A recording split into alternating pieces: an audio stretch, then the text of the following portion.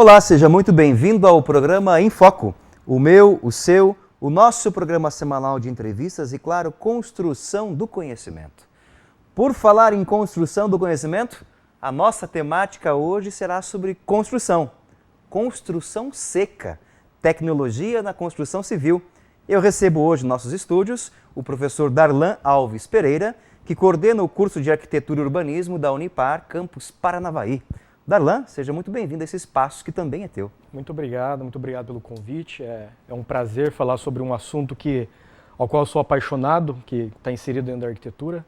Eu acho que a gente vai conseguir tirar algumas dúvidas do público em geral sobre esse tema, que é um tema novo no Brasil, porém a gente vai fazer um apanhado histórico e vai mostrar que isso não é nenhuma invenção brasileira, mas sim uma tendência mundial. Você disse que ia tirar algumas dúvidas, eu confesso que vai tirar todas as minhas dúvidas. A primeira delas, Darlan, o que é construção seca? Pois é, né? Quando a gente fala em construção seca, nós estamos falando de várias técnicas construtivas que estão inseridas dentro dessa matéria-mãe, digamos assim.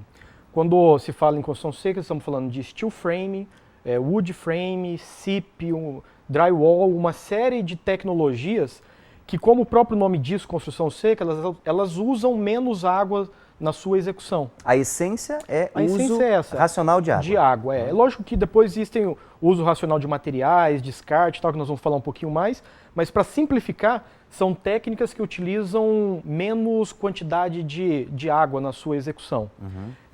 Propriamente dita, minha especialização ela é em steel frame, que é uma tecnologia que usa como a estrutura da casa o aço. Então, também existem o wood frame, que usa madeira, o SIP, que usa um tipo de isopor de alta densidade. Então são tecnologias que já são muito utilizadas em outros países, que já fazem parte da cultura. Um exemplo que a gente sempre dá é quando você vê em filmes americanos e tal, você vê as casas que elas são um esqueleto de madeira e depois vai vindo umas chapas e tal.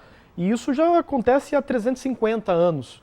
E para nós aqui é algo que está acontecendo agora. Então, não é nenhuma invenção, nós não estamos inventando a roda, nem nada disso. Nós estamos adaptando uma tecnologia europeia, norte-americana, para a nossa região tropical. O fato de ser uma novidade, essas tecnologias que têm um bom tempo já em outros lugares do mundo, denota que o Brasil, de certa maneira, não se planejou para suas moradias, suas habitações ou não?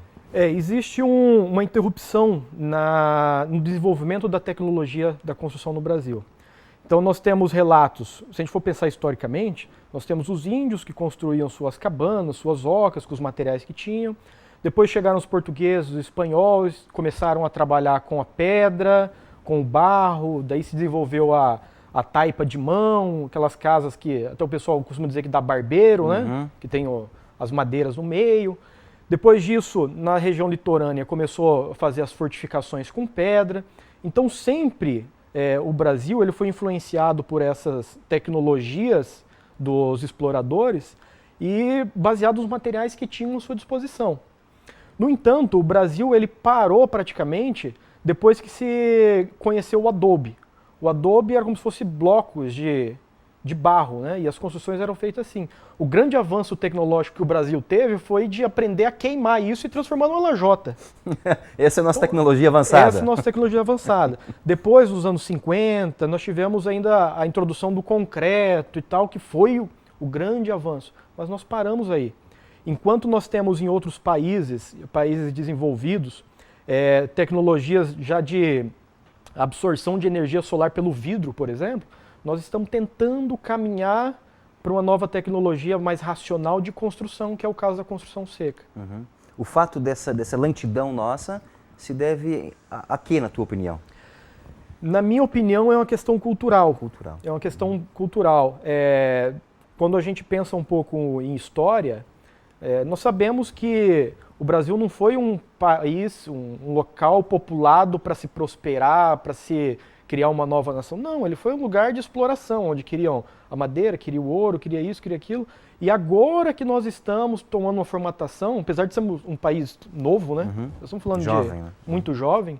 Então a tendência é que agora comece essa introdução de novas tecnologias, né? Mas na cabeça do brasileiro ainda é difícil essa mudança, porque você lembra dos seus avós que moravam lá na casa de madeira, Daí os seus pais construíram uma casa que a gente chama de material, né? Que é uma casa construída em alvenaria e tal. E para você aquilo é o ápice do desenvolvimento. E agora está chegando as tecnologias dizendo assim, não, isso aqui está obsoleto. O que é a moda agora, o que é quando a gente pensa em sustentabilidade, principalmente, nós vamos tocar nesse assunto. Então, o que há de novo para se corrigir esses problemas que o Brasil enfrenta a nível de moradia, ela está dentro da tecnologia. Essa inovação agora na terra brasileira, dessas novas tecnologias, de certa maneira provoca um susto no modo habitual que nós tínhamos de construção? Provoca.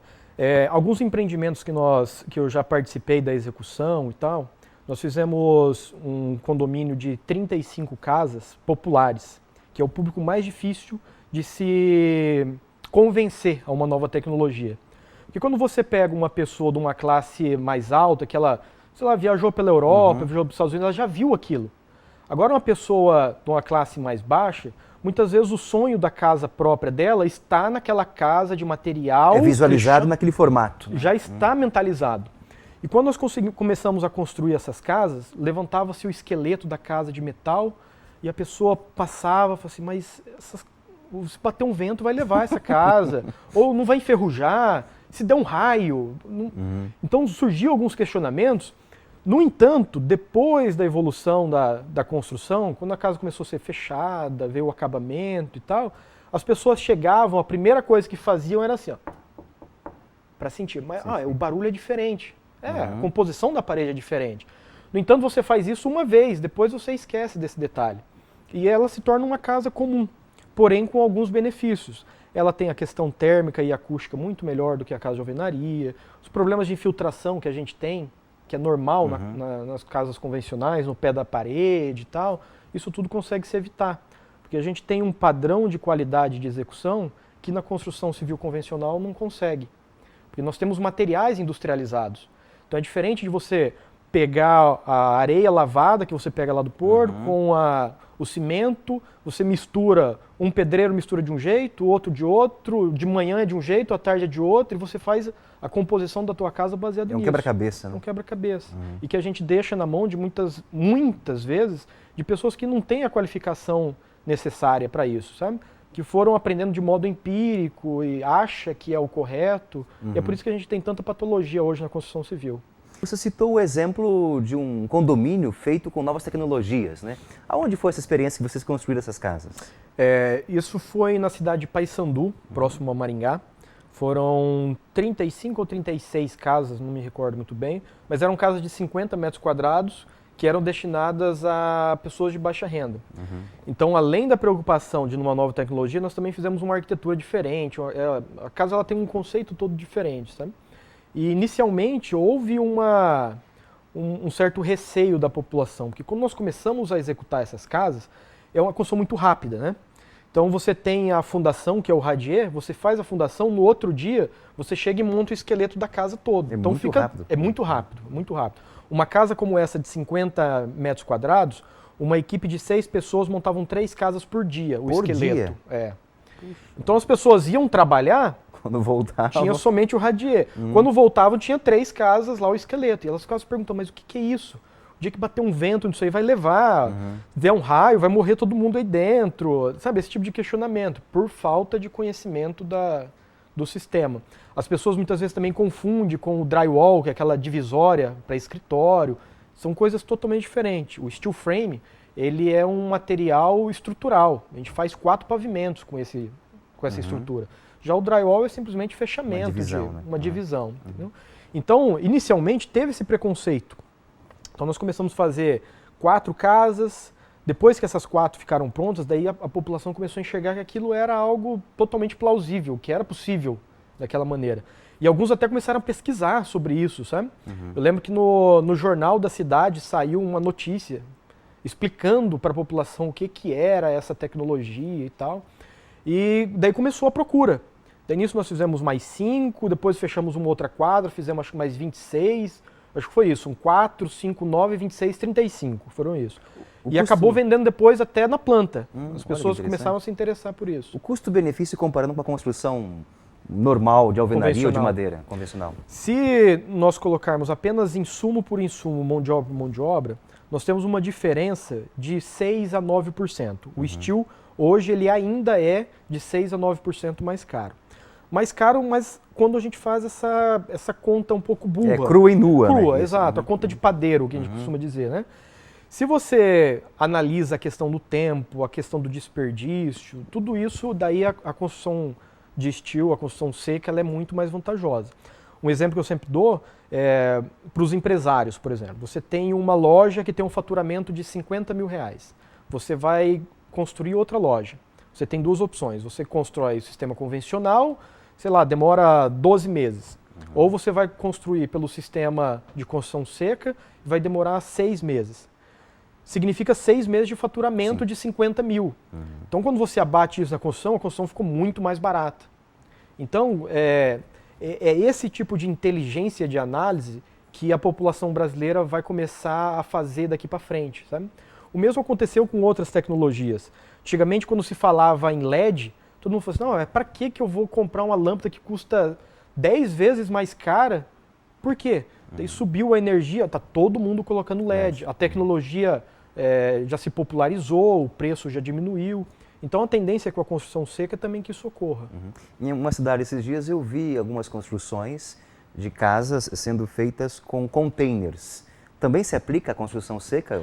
Sim, é uma parte dessa tecnologia. Eu costumo dizer que, eu não sei se é uma tendência ou uma moda, mas eu particularmente gosto muito disso. Eu acho que é um modo de se dar um uso a um objeto que até então ninguém sabia o que faria.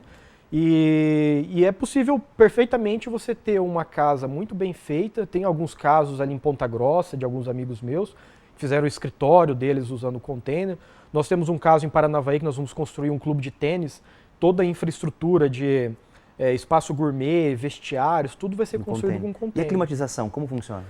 Isso daí a gente consegue resolver com um sistema de tratamento térmico e acústico. Então, no lado interno da parede, é colocado lã de vidro, depois gesso acartonado. E isso dá a sensação térmica de uma casa convencional. Além disso, existem pinturas específicas para o lado externo que refletem a luz e assim por diante.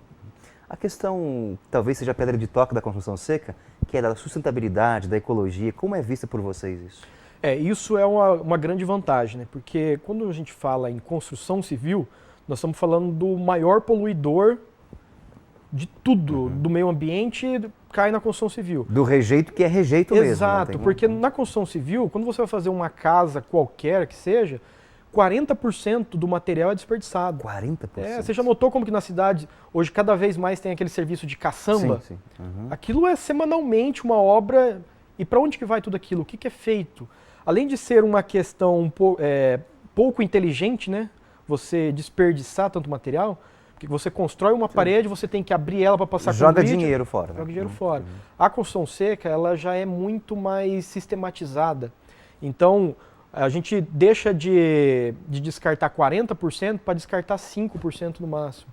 Além do mais, esse 5%, com o passar do tempo e o desenvolvimento de empresas que podem reciclar esses materiais facilmente. É que hoje ainda não existe o interesse disso pela pequena quantidade de material que é gerado. Mas com o aumento dessa construção, em breve existirão empresas especializadas em reciclar esses materiais, que são muito mais fáceis por serem industrializados. A durabilidade de uma construção seca é maior que uma construção convencional? Olha, não dá para te dizer que é maior ou menor, porque de uma casa para outra ou de uma edificação para outra depende muito de manutenção. Tá? No Brasil ainda é algo muito novo. Eu não tenho como te citar uma obra que tem 100 anos, sei lá. Mas eu conheço pessoalmente casa nos Estados Unidos, por exemplo, no estado de Connecticut, de 350 anos, 350 executada em wood frame, que é um perfil de madeira, não é o perfil de aço. Então, são casas históricas que durante os anos elas foram simplesmente trocando os revestimentos. Então, a durabilidade de um material como esse, nós estamos falando de aço, né? Nós estamos falando de substituir barro queimado por aço estrutural. Então, a questão estrutural é fenomenal. Professor, só para a gente relembrar e fixar um pouco mais, quais são as vantagens ou características da construção seca em comparação com a construção convencional?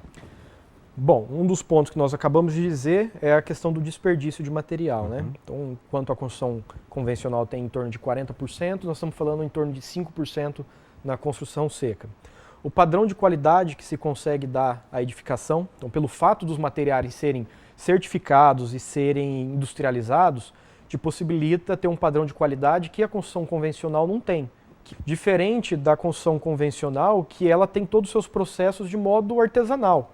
Então, tudo que se aprende é de modo empírico, passado de pai para filho, do servente para o pedreiro, assim por diante. Então, as pessoas não têm uma qualificação necessária para utilizar aqueles materiais. Já na construção seca, a mão de obra é uma mão de obra mais especializada, é mais focada em cada um dos processos. Então, você consegue uma qualidade melhor. Na questão térmica e acústica, nós temos uma característica do Brasil, que é as altas temperaturas na maior parte do país. Então, quando você trabalha com as paredes da edificação usando a construção seca, você tem uma barreira contra o som e contra o calor maior do que no sistema convencional. Outro problema que nós temos na construção convencional é umidade. O reboco começa até a apodrecer com o tempo, né? O mofo, né? O bolor, como chamam. Exato. Né? Na construção seca, a gente já tem materiais que conseguem evitar isso de modo muito mais fácil. Então, assim, a preocupação com o padrão de qualidade entre os dois tipos de construção, eles são bem diferentes. Nós temos uma parte artesanal, empírica, que é feita muitas vezes de qualquer modo. Lógico que existem obras de qualidade, né? Não estamos generalizando, mas a sua grande maioria é assim que acontece. Já na construção seca é necessário um certo padrão de qualidade para que o mínimo padrão de qualidade. Outra coisa importante de salientar também é que na construção seca, independente se você está construindo uma casa de 50 metros quadrados popular ou uma casa de 700 metros quadrados de alto padrão, todos os processos e os materiais de construção são os mesmos, você tem o mesmo padrão de qualidade. Você não consegue, eu vou economizar na qualidade dos materiais dessa casa, de alto padrão eu vou investir um pouco mais. Não, a não ser acabamento, que daí é invariável. Tá? Rapidez, esse ganha disparado. Nós estamos falando em algumas obras de até 1/5 da obra, do tempo de obra. É muito. Nós fizemos um showroom em Porto Rico, no condomínio Porto Rico Resort, e nós construímos uma casa de 250 metros quadrados, em 90 dias, cravados. Nós tínhamos a inauguração e tinha que fazer. A casa foi toda mobiliada, toda pronta em 90 dias. Então é algo que, mesmo que se queira no sistema convencional, é impossível. Porque o processo de construção ele demanda... você tem que assentar a parede, você tem que esperar para secar e assim por diante. Então, essas são algumas das grandes diferenças e vantagens de um sistema para com o outro. E me parece que nós falamos de mentalidades, né, de percepções, de modelos alternativos, de modelos de construção. Aí entra a questão, digamos, pedagógica, educação. O senhor é coordenador de um curso de arquitetura, de urbanismo. Como você percebe os acadêmicos, apresentar aos acadêmicos essa nova tecnologia, essa inovação tecnológica? O acadêmico, quando ele chega na instituição, ele chega sedento por novidades, ele imagina um mundo, e quando ele chega na universidade ele vê que aquele mundo que ele imaginava é muito pequeno, que existe muito mais. Né? Eu lecionei no começo do ano a disciplina de tecnologia da construção, e quando eu começava a falar sobre esse tipo de coisa para os alunos, eles começavam a ficar abismados, porque eu falei assim, o que eu tinha na minha cabeça que era tecnologia era o concreto protendido, era algo desse tipo, que era o que estava na realidade deles. E quando a gente começa a mostrar obras de 4 pavimentos, toda de aço, feita em 90 dias, em 120 dias, e eles começam a entender aquilo, é perceptível que nos próximos trabalhos eles começam a colocar todas essas tecnologias. Eles começam a colocar assim, na disciplina de projeto, por exemplo. Eles fizeram lá uma clínica. Daí tudo eles querem colocar, isso aqui é de steel frame, isso aqui é de steel deck. Tudo que eles aprendem de novo, eles querem mostrar que eles sabem e que eles estão indicando aquela tecnologia. Então é muito importante para nós, como universidade, que somos detentoras desse conhecimento, que nós tenhamos essa preocupação de expandir esse tipo de informação e mostrar para os nossos acadêmicos que o que nós estamos oferecendo para eles é um caminho para uma nova perspectiva, e não simplesmente ensinar o mesmo do mais e assim por diante. E no fundo o filtro ou portal de passagem de mudança de concepção de construção se dá mediante a academia, né? Sim, nós estamos falando ali de 200 a 300 profissionais que daqui 5 anos estarão no mercado de trabalho e quem vai ditar o ritmo da construção civil são esses profissionais. Então, do mesmo modo que nos anos 50 o concreto tomou as proporções em função da academia, em função da universidade, as novas tecnologias serão implantadas no Brasil em função disso. E isso também se pretende visualizar essas novas tecnologias, não apenas nas construções de moradia, mas também em espaços públicos, coletivos também. Sim, isso aí é uma possibilidade enorme, né? Quando a gente trabalha, por exemplo, com construções públicas, vai fazer uma escola, vai fazer uma creche, ao invés de você disponibilizar esse equipamento urbano para a população em 2 anos, você poder oferecer isso em 6 meses, 7 meses, 8 meses, olha a diferença, olha o ganho, seja de modo cidadão, seja de modo político até, você fazer obras mais rápido e tal. Então, esse avanço tecnológico, ele é bom para todo mundo. Com uma durabilidade e uma qualidade muito maior. Né? Exatamente. Em obra pública, principalmente, é difícil você ter um controle de qualidade. Quando você trabalha com um sistema construtivo que te proporciona isso, é uma grande vantagem. Professor, muito obrigado pela sua presença. Imagina. Seu tempo veio de Paranavaí aqui para o nosso bate-papo, muito agradável, muito inteligente, e esperamos que essas perspectivas de inovações sempre estejam presentes nas suas aulas, no seu curso também. Muito obrigado pela oportunidade. E obrigado a você pela audiência. Até o próximo programa. Um forte abraço. Tchau, tchau.